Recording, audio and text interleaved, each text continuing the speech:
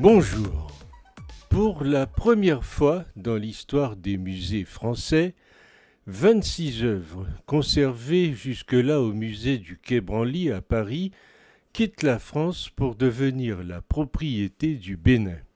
Ces statues et trônes avaient été pris en 1892 dans les palais royaux d'Abomey lors de la conquête du royaume par les troupes de la Troisième République. Un butin de guerre est ainsi enfin rendu à son pays d'origine et nous dit ce qui s'est passé au Bénin, une campagne militaire et un pillage en règle.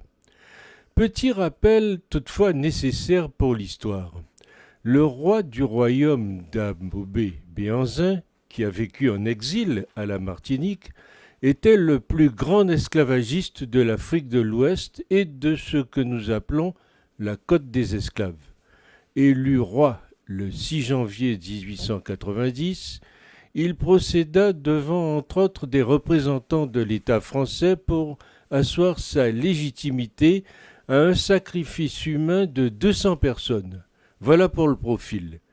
En 1894, poursuivi par un escadron français pour lui faire respecter l'abolition de l'esclavage, il mit le feu à son palais. Les pièces, majoritairement en bronze, furent sauvées du feu, ainsi qu'une importante cave de grand vin français par l'escadron commandé par le général Dodds. Voilà la véritable histoire de ces pièces qu'on nous rabâche avoir été pillées.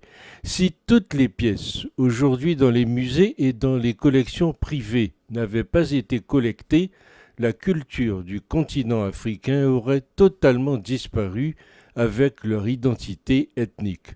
Elles sont un trésor de guerre, voilà la vérité. Ces œuvres étaient la possession personnelle d'un potentat dont l'édification artistique de son peuple n'était certainement pas le premier souci.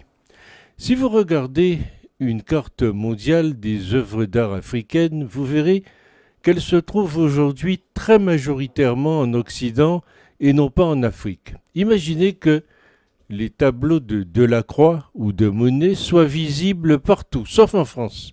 Les raisons sont malheureusement simples. Les œuvres d'art africaines ont été pillées en grande partie pendant la colonisation. Elles se sont dès lors retrouvées dans les musées occidentaux pour le grand plaisir des amoureux d'art premier. Aujourd'hui, les collections de statues, de masques, mais aussi d'instruments de musique traditionnelle se trouvent au musée du Quai Branly à Paris ou à Bruxelles au musée du Tervuren. Mais désormais, les pays africains veulent renverser la tendance.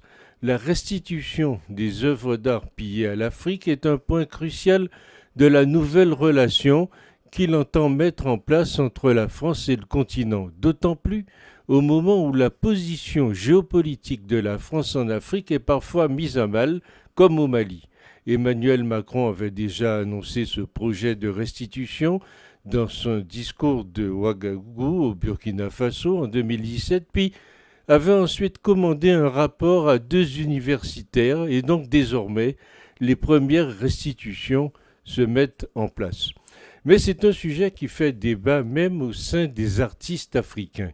Certains mettaient en garde contre le déficit d'infrastructures sur le continent, les mauvaises conditions d'exposition et de conservation des objets d'art. Mais ces critiques se font de moins en moins entendre car justement, des nouveaux musées se construisent. On pense notamment au musée Zès du Cap ou au nouveau musée des civilisations de Dakar. Pour autant, ce que l'on peut toutefois regretter, c'est que ces nouvelles infrastructures sont en général réalisées soit avec l'argent d'un mécène privé, comme au Cap, soit avec l'argent d'une puissance étrangère et la plupart du temps de la Chine, comme à Dakar.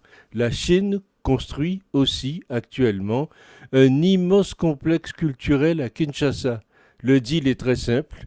Pékin finance les infrastructures en échange d'accès privilégié aux ressources du pays.